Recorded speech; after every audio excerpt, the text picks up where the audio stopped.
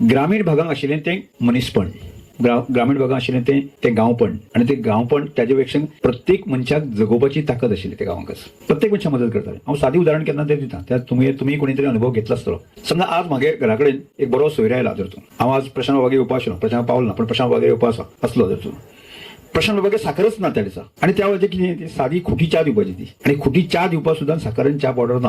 जाल्यार अशा वेळाचेर ताजी कोण तरी भयण आसतली, आवय आसतली, आनी कोण तरी फाटल्या रांतल्यान जे आसा न्ही एक स्टीलची गुळम घेतालो आनी ती धांवन वताली आनी शेजाऱ्या कडेच्यान ती साखर हाडटाली, आनी त्या मनशाक तो कोण सोयऱ्यार आसता ताका साखर च्या पावडर दिताली. विशय त्या च्या पावडराचो उरूं नाशिल्लो. लोक पुरमेत जो करतालो, आज जशे तांदूळ बिंदूळ आमकां फुकट मेळटा तशे तांदूळ फुकट मेळनाशिल्ले, तो पुरमेत आसतालो.